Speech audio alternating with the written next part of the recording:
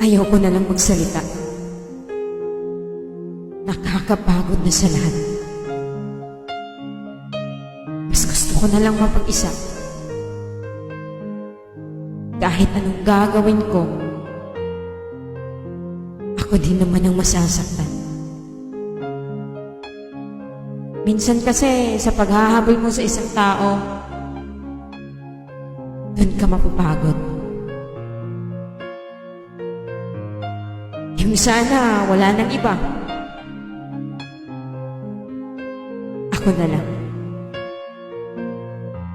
Kasi paulit-ulit din naman. Madalas mag-away.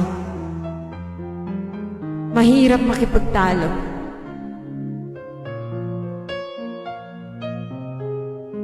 Susumbatan ka.